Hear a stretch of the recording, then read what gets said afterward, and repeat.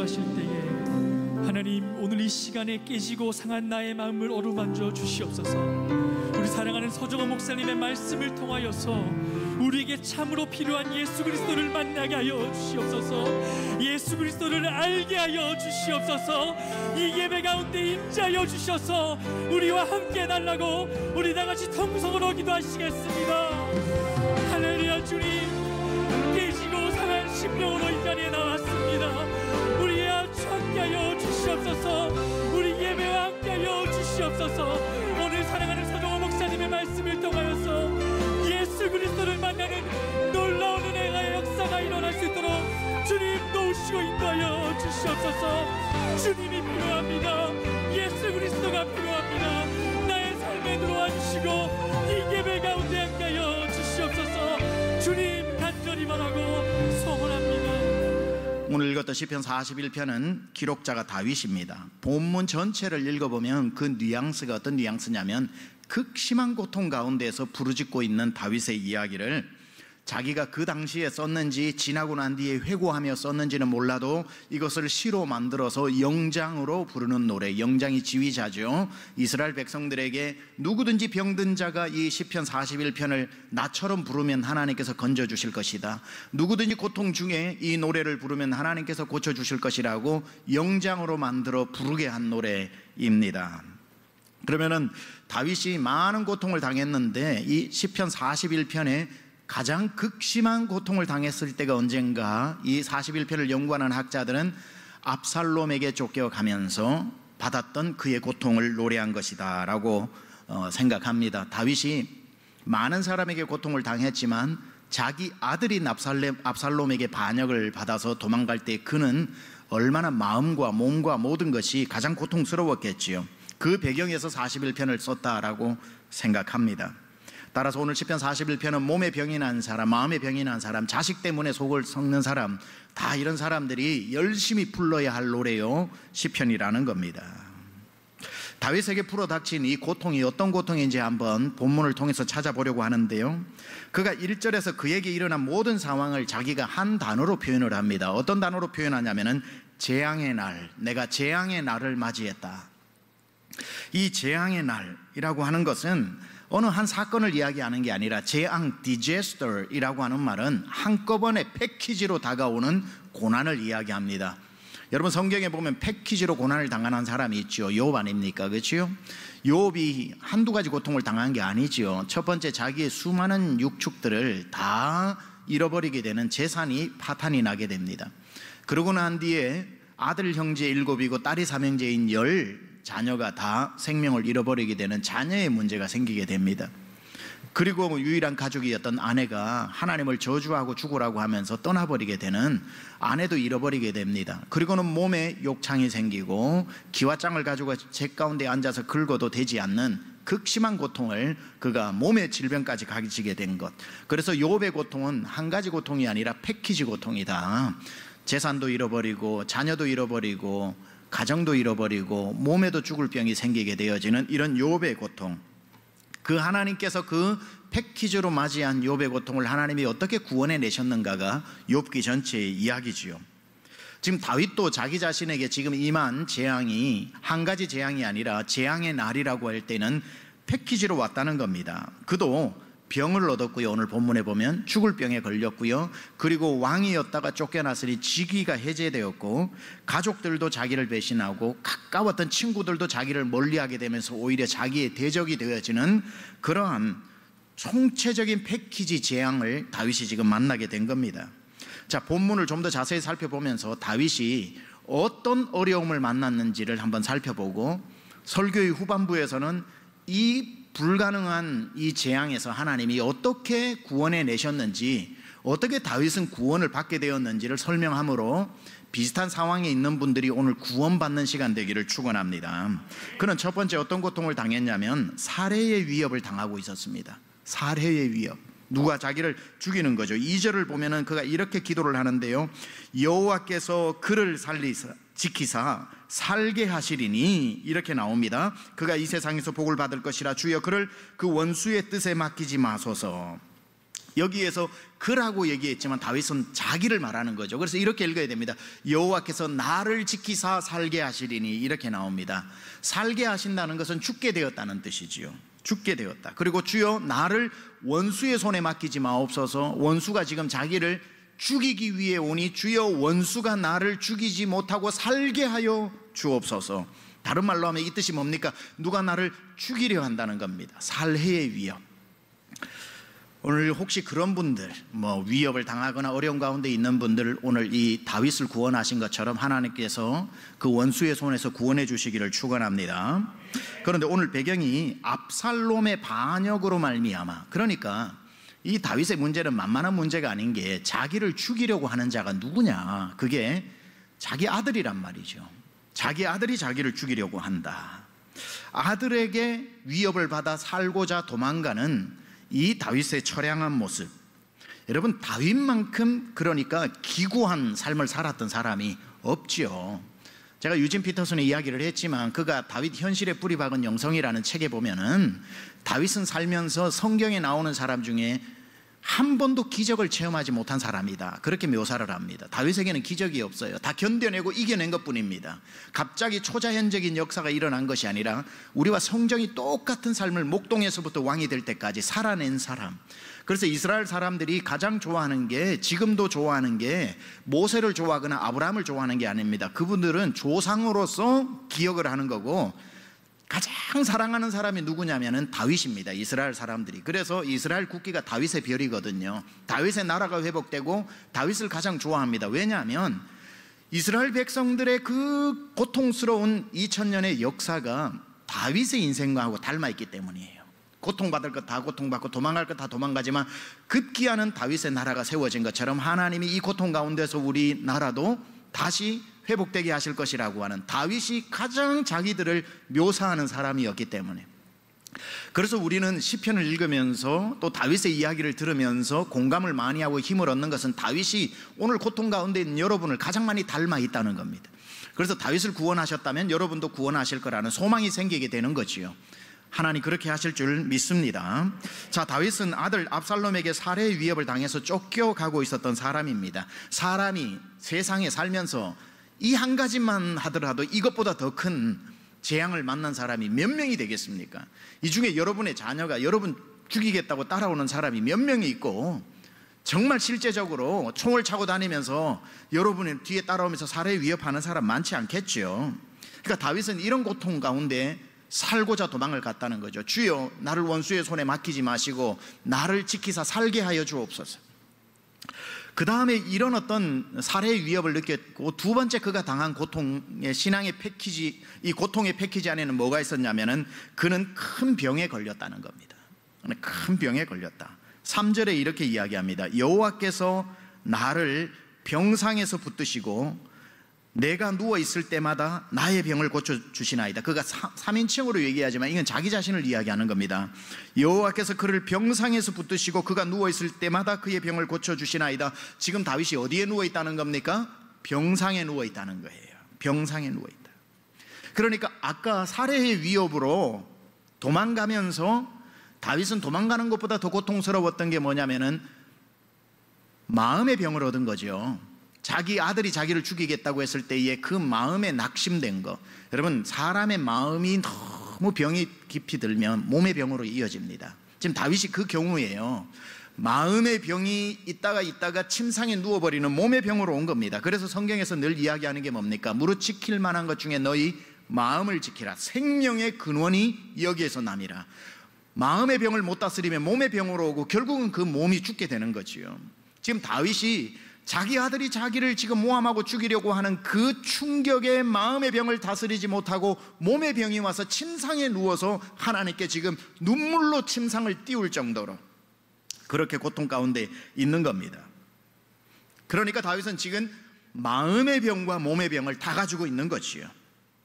아까도 말씀드렸다시피 지금 혹시 큰 병 중에 지금 병원 병상에 계시거나 가정의 침대에 계시거나 요양원에 계시거나 지금 그 와중에 이 설교를 듣고 예배를 드리는 분 계시다면 그 다윗을 침상에서 일으키신 것처럼 여러분을 오늘 구원해 주시기를 축원합니다. 하나님이 일으켜 주실 것을 여러분도 믿으시기 바랍니다.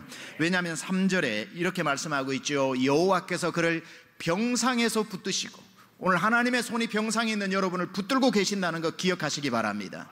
그가 누워있을 때마다 그의 병을 고쳐주시나이다. 하나님께서 지금 여러분을 붙들고만 계시는 것이 아니라 하나하나 고쳐주고 있는 중이라는 것을 기억하시기 바랍니다. 하나님은 병상에 있는 성도를 붙들고 계실 뿐 아니라 붙들고 있는 그를 지금도 수술하고 있으니 하나님 완치시켜 주실 줄 믿습니다. 이 응답의 복이 여러분에게 있기를 축원합니다. 세 번째 그가 만난 재앙은 어떤 고통이었냐면, 그는 사람들에게 상처를 받았습니다. 첫째는 가족에게, 두 번째는 가족에게 상처를 받아 마음의 병이 왔고, 두 번째는 몸의 병이 왔고, 세 번째는 사람에게 상처를 받았다. 세상에서 제일 아픈 채찍이 인생 채찍이죠. 사람한테 맞는 게 가장 아파요. 5절에 보면 이런 구절이 나옵니다. 나의 원수가 내게 대하여 악담하기를 그가 어느 때에나 죽고 그의 이름이 언제나 없어질까 하며. 그러니까 지금 사람들이 다윗이 누워있는 걸 보고 안타까워하는 게 아니라 악담하고 있는 거예요. 그리고는 빨리 낫기를 구하는 게 아니라 저거 언제 죽냐 도대체 하고 죽기를 바라고 있고, 다윗의 이름이 올라가는 것이 시기와 질투가 나서 저 다윗의 이름을 역사 속에서 지워버릴 정도로 그의 이름이 언제나 없어질까를 바라고 있는 사람들. 원수가 다윗이 아파서 죽게 되었다는 소식을 듣고 자기에게 어떤 악담을 하는지 수소문을 해보니 이런 소문들이 들고 있더라는 거예요. 다윗이 왜 빨리 안 죽냐? 아프면 죽지. 야, 원수의 마음의 소원이 뭐라고요? 다윗이 빨리 죽는 거. 근데 문제는 그렇게 녹록하지 않은데, 원수의 소원이 다윗이 빨리 죽는 건데 그 원수가 누구라고요? 아들이라니까요. 그러니까 아들과 그와 함께 앉아, 그리고 아히도벨처럼 자기의 가장 측근이었는데 배신하고 간 사람들이 모여가지고 뭐라고 얘기하냐면 다윗 빨리 죽었으면 좋겠다. 여러분, 아픈 것도 억울한데 여러분의 자녀가 맨날 속으로 아유 아프느니 죽지 하고 여러분이 죽기를 기다린다면 그 부모의 마음이 어떨 것이며, 여러분이 잘 알고 있는 사람들이 아파하는 여러분 김병의 효자 없다고, 김병의 친구 없다고 이제 여러분들을 향해서 아유 그냥 죽지라고 생각한다면 얼마나 마음이 낙심되겠습니까? 지금 사람들이, 원수들이 그렇게 얘기하고 있다는 거예요. 다윗 저 언제 죽지? 언제 이제 호적에서 이름이 지워지지? 아들이 쫓아오다가도 권력욕이 생기더라도 압살롬이 네 아버지 죽게 됐다 그러면은 칼자루 놓고 땅을 치면서 아버지 내가 잠시 미쳤나 봐요, 내가 이 권력에 눈이 멀었나 봐요, 아버지 건강하세요 하고 그때쯤은 울어줘야 되는데, 아들이라고 하는 게 아버지가 이제 병으로도 죽게 되었다고 그러니까 언제 죽냐고 바라고 소원하고 있더라는 거지요. 그러니 상처가, 이 다윗의 상처는 보통 사람의 상처하고 깊이가 달라요. 상처라고 다 같은 상처가 아니에요. 근데 이 다윗이 상처를 받은 게 가까운 압살롬에게만 받은 것이 아니라 또 다른 가까운 사람들에게도 상처를 받는데요. 어떤 사람에게 상처를 받냐면 이중적인 사람, 앞에 와서는 위해 주는 척하면서 나가서는 딴말하는 사람. 압살롬은 오히려 겉과 속이 똑같이 아버지를 싫어하지만 어떨 때는 앞에서 잘해주면서 뒤에서 딴말하는 사람 때문에 상처를 많이 받게 되거든요.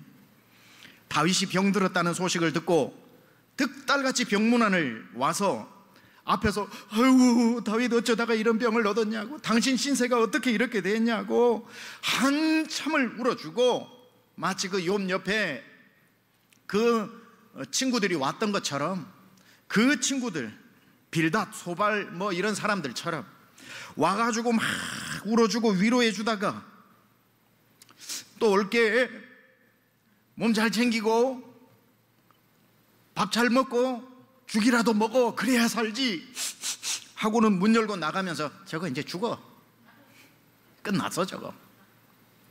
나가가지고 사람들 보면서 아이고 내가 갔다 와봤는데 그 사람 죽어도 싸.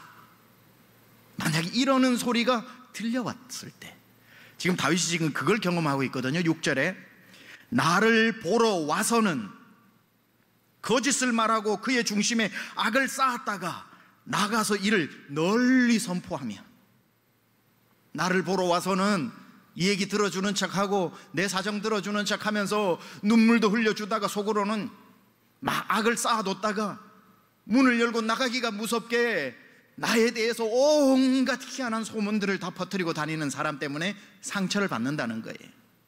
겉으로는 위하고 속으로는 나쁜 생각을 하는 사람들. 그러면 어떤 일이 일어나는가? 7절이 일어나는 거죠. 나를 미워하는 자가 다 하나같이 내게 대하여 수군거리고 나를 해하려고 꾀하여. 여러분, 정말 성경이, 다윗이 너무 정확하게, 그죠? 나를 보러 와서는 거짓을 말하고 그의 중심에 악을 쌓았다가 나가서는 이를 널리 선포하오며 나를 미워하는 자가 다 하나같이 내게 대하여 수군거리고 나를 회하려고 꾀하며, 이제 완전히 나만 놓고 본인들끼리 모여서 수군거리게 되는 겁니다. 그럴 때에 다 하나같이, 마음이 어쩜 그렇게 하나로 모아지는지 긴장하셔야 됩니다. 지금 여러분 모르는 사이에 여러분 두고 수근수근거리면서 다 하나같이 마음 모은 데가 있을지 누가 압니까? 억울하죠. 달라스에 목회를 하시는 친한 목사님 두 분이 있는데 두 분 다 저랑 친해요. 그런데 어떤 한 분이 이제 커피숍에 가서 이렇게 설교 준비를 하고 있는데, 다 뭐 미국 사람들인데 본인 등지고 있는 뒷자리에 한국 사람 4명이 와서 앉아서 커피를 시켜놓고 마키아토도 시키고 뭐 라떼도 시키고 아메리카노도 시키고 뭐 이렇게 시켜가지고 이제 먹기 시작을 하는데, 남자들입니다. 남자들.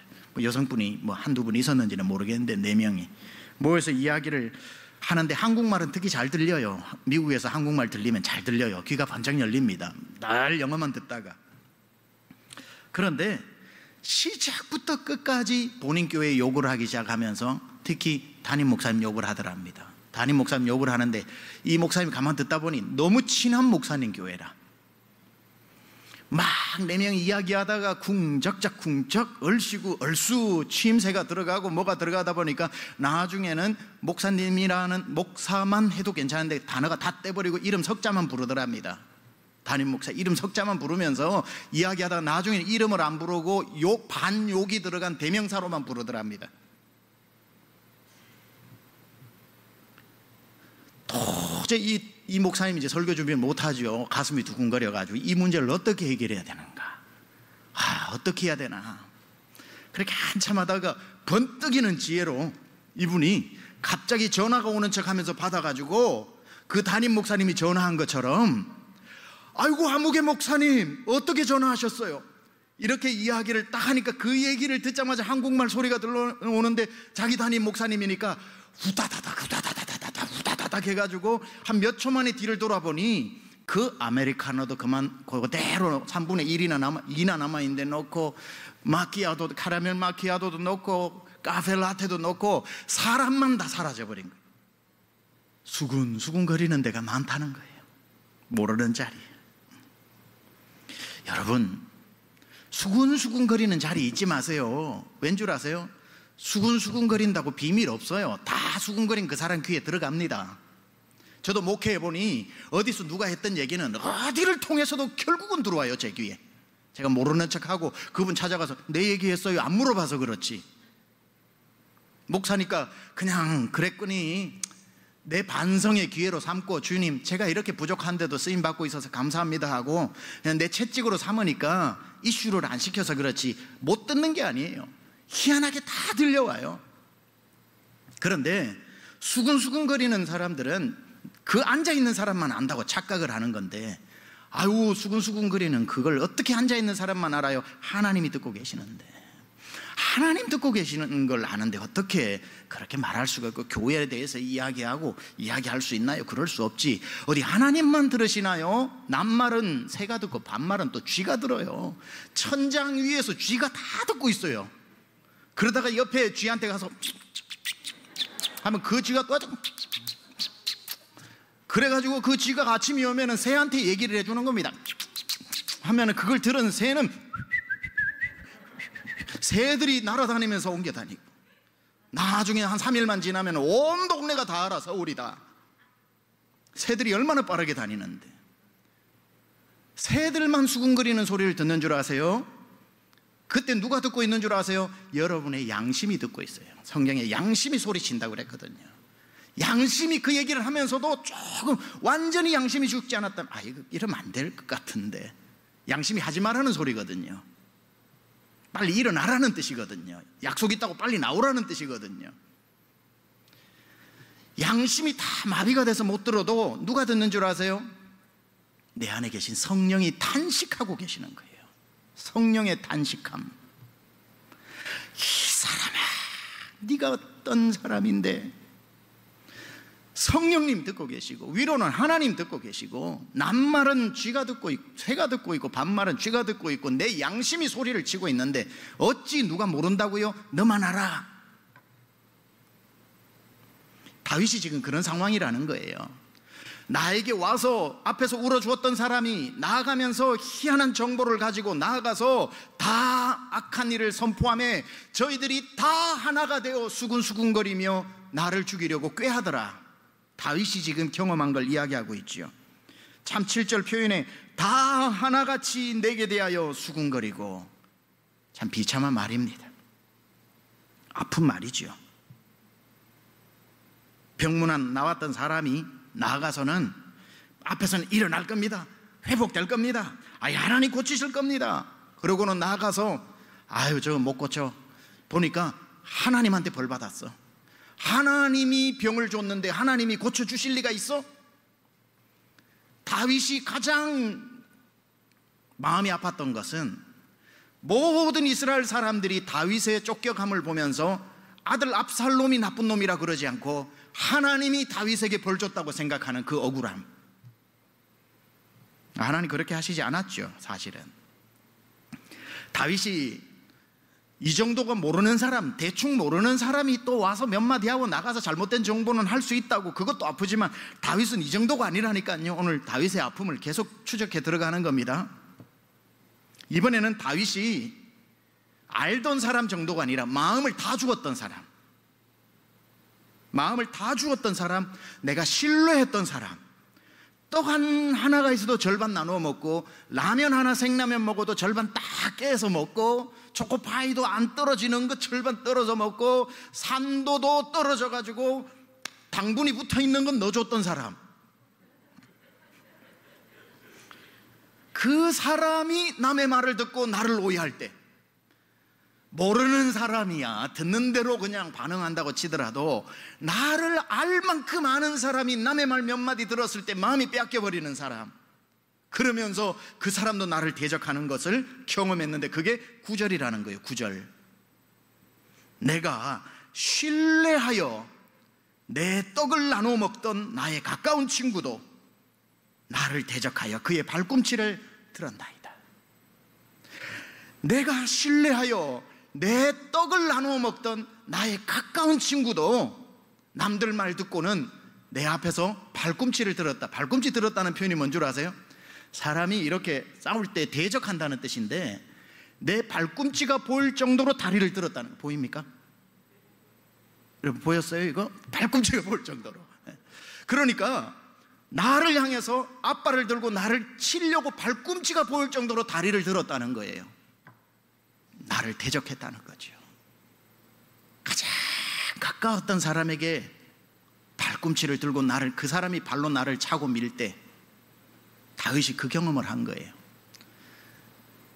자기의 가장 신뢰했던 신복이었던 아히도벨이 이 압살롬의 모사가 되고 카운셀러가 되는 것을 봤을 때 그런 느낌을 묘사하고 있는 거겠죠. 내가 나라의 절반이라도 주고 싶었던 사람이 남의 말 몇 마디 듣고 내 앞에 발꿈치를 드는 것을 봤을 때, 다윗의 상태, 재앙의 날이라고 표현했던 이걸 요약해 보겠습니다.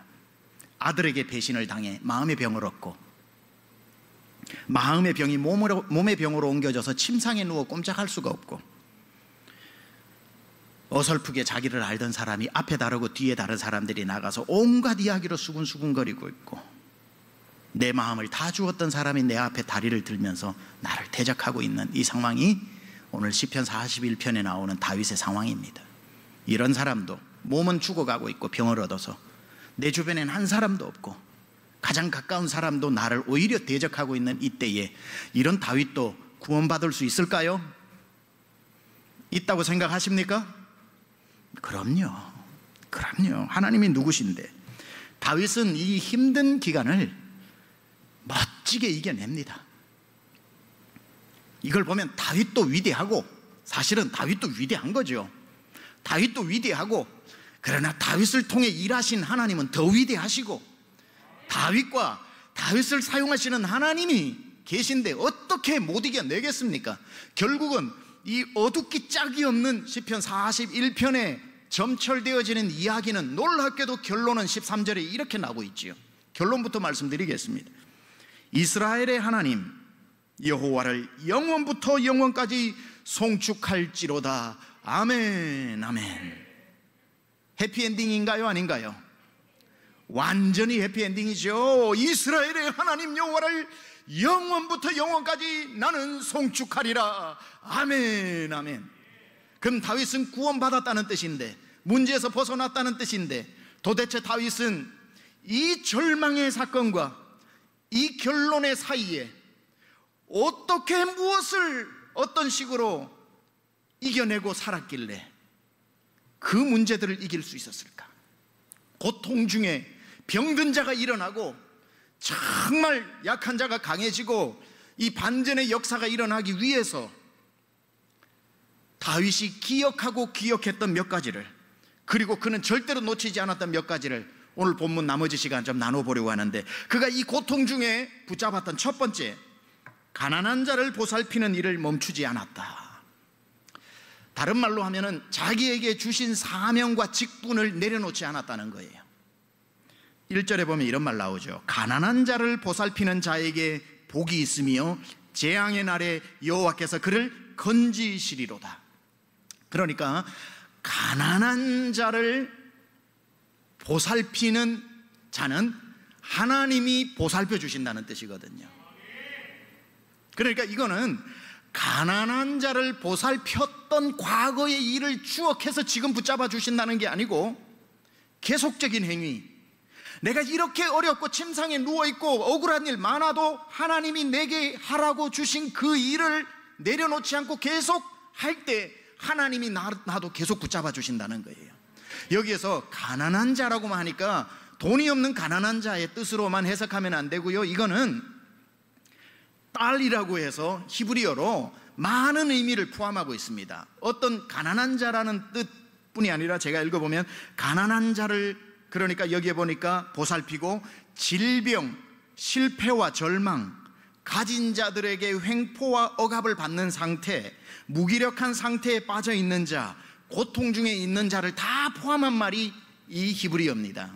따라서 다윗의 사명과 은사가 뭡니까? 아둘람굴 사명이죠. 환난당한 자, 고통당한 자, 눈먼 자, 원통한 자, 억울한 자, 포함해서 가난한 자, 이 사람들을 거두는 것이 다윗에게 맡겨준 사명이었습니다. 그렇죠?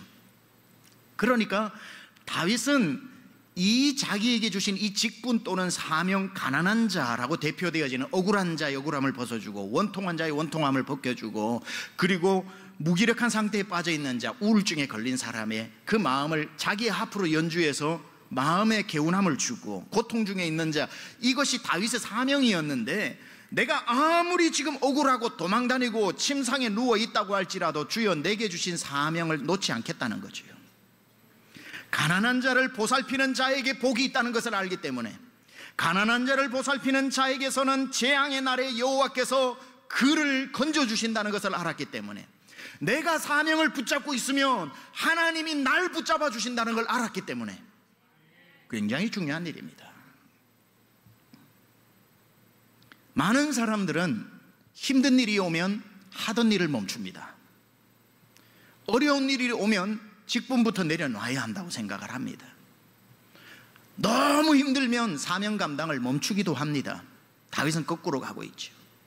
마음에 병이 생기고 몸에 병이 생기고 온 세상 사람이 수군수군거리고 나랑 가장 가까이 마음을 주었던 사람도 등을 돌릴 때에도 나는 내 사명을 감당하겠나이다.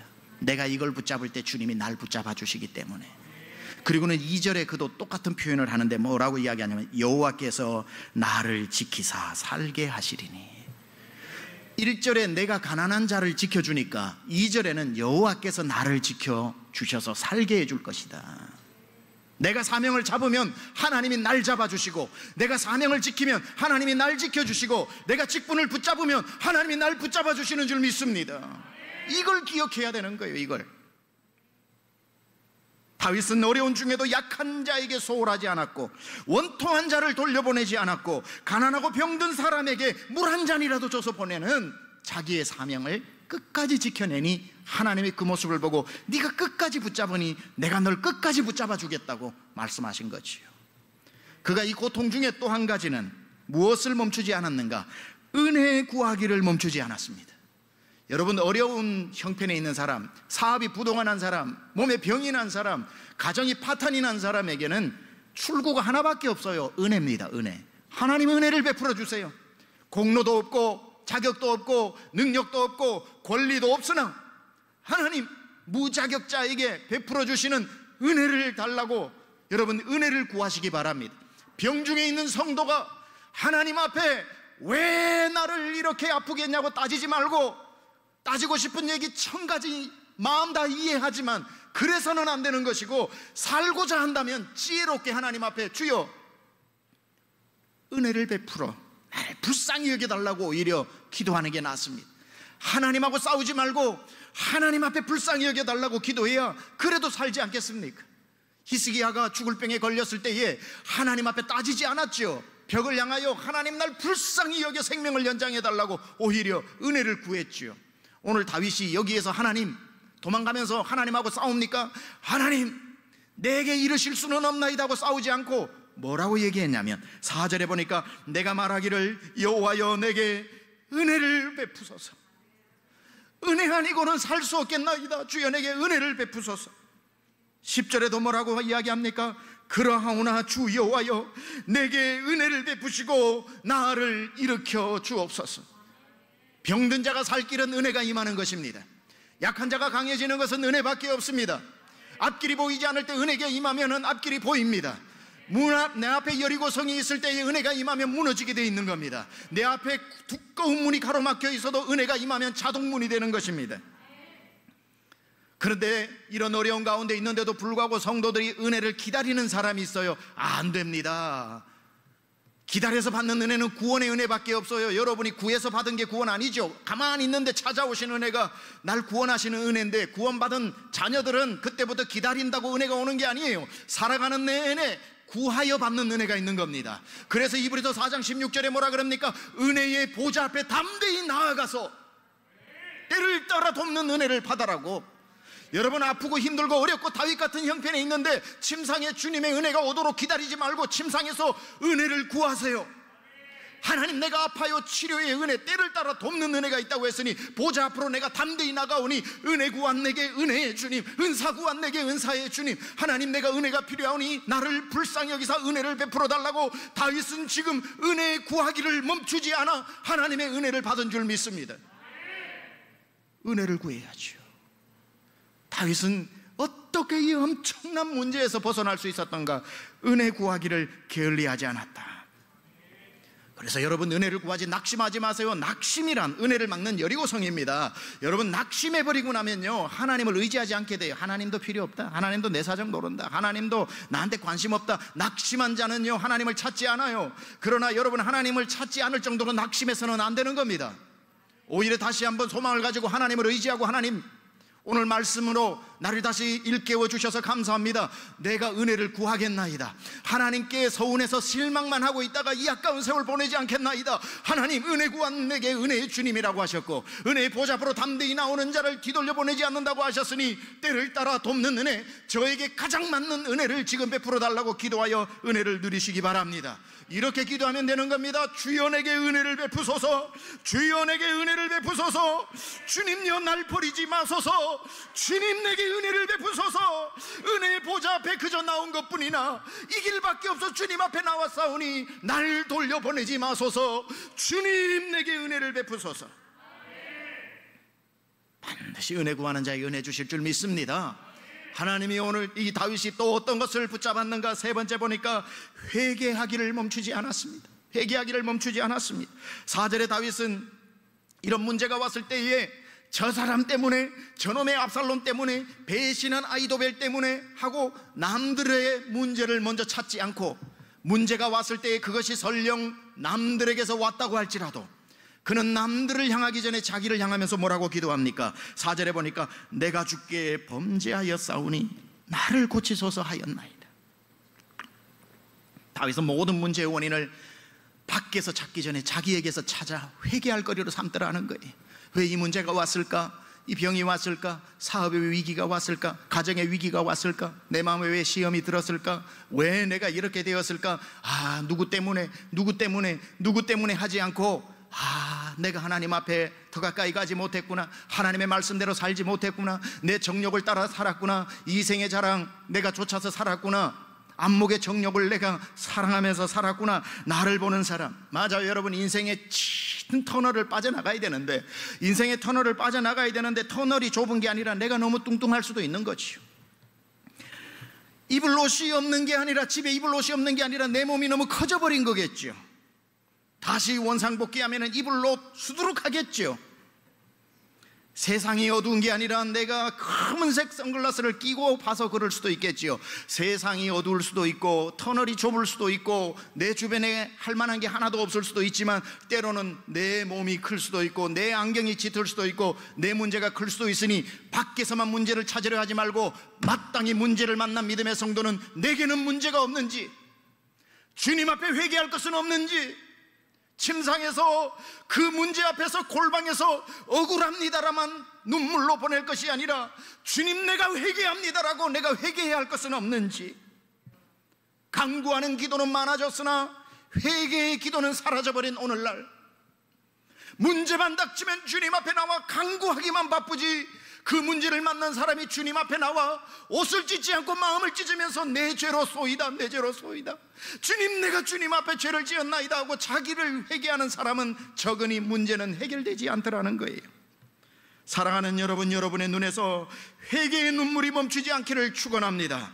그 회개의 눈물은 치유의 눈물입니다. 그 회개의 눈물이 흐를 때 회복이 되는 것입니다. 주님 내 눈에 회개의 눈물이 멈추지 않게 하여 주옵소서. 마지막으로 그가 붙잡았던 한 가지는 하나님이 어떤 분이신지를 잊지 않았습니다. 우리는 고통 가운데 고통이 심하면 하나님을 오해하기도 하고 하나님을 잊어버리기도 하고 하나님이 어떤 분이신지를 까먹을 때가 있습니다. 그러나 이 어려운 중에 다윗의 고백을 한번 들어보세요. 어렵다고 어려운 걸 가지고 하나님을 이상하게 해석하지 않아요. 오히려 하나님이 어떤 분인 것을 가지고 상황을 해석을 해요. 11절 12절에 내 원수가 나를 이기지 못하오니 주께서 나를 기뻐하시는 줄을 내가 알았나이다. 하나님은 날 싫어하는 분이 아니야. 내가 아는 하나님은 날 좋아하셔, 날 기뻐하셔. 내가 너로 인하여 기쁨을 이기지 못하며 너를 잠잠히 사랑하시며, 하나님은 그런 분이시야. 하나님은 선하시고 하나님은 인자하시고 날 사랑하시는 하나님이시고 나보다 나를 더 잘 아시고 나보다 나를 더 사랑하시고 하늘이 땅에서 높은 같이 하나님의 생각은 더 커. 그걸 가지고 내 문제를 해석하는 거예요. 우리는 많은 경우 내 문제를 가지고 이런 거 닥친 거 보니 하나님 내게 관심 없구나, 이런 문제가 온 것 보니 하나님 나 잘 되는 꼴을 못 보시는구나, 이런 문제를 닥친 거 보니 하나님 내게 하나도 영향력이 없는 분이시구나.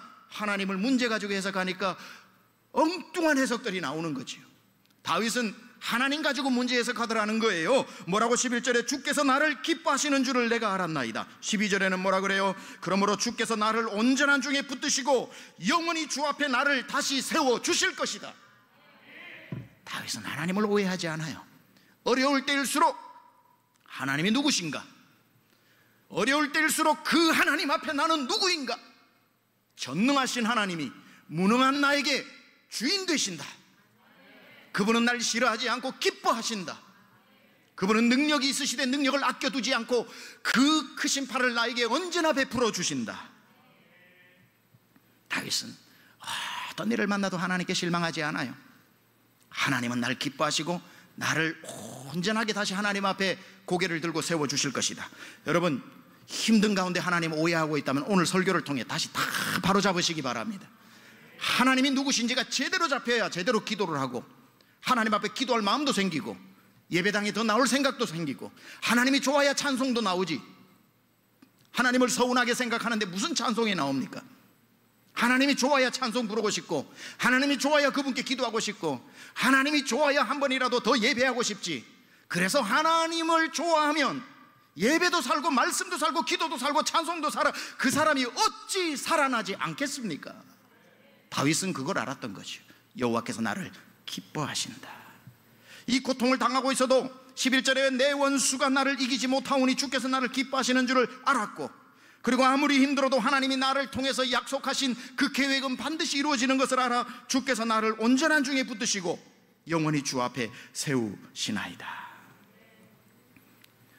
마음의 병이 들고 몸의 병이 들고 수근수근해서 외톨이가 되고 가까운 사람에게 배신을 당했던 이 다윗이 13절에 하나님을 찬송하는 사람이 되었던 그 가운데 그 와중에도 그가 붙들었던 것은 주님이 나에게 맡겨준 그 사역을 붙들고 있었고, 하나님요 내게 은혜를 달라고 은혜를 붙들었고, 하나님 내게 잘못이 무엇인지 회개를 붙들었고, 변함없이 날 사랑하시는 하나님의 신실하심을 붙들므로 말미암아 다윗은 다시 일어나게 되었고 다시 회복되었고, 병든 자가 일어나듯이 다윗은 침상에서 우렁차게 일어나 이스라엘을 다스리는 왕이 된 줄 믿습니다. 오늘 이 역사가 여러분 가운데 일어나기를 우리 주 예수 그리스도 이름으로 축원합니다.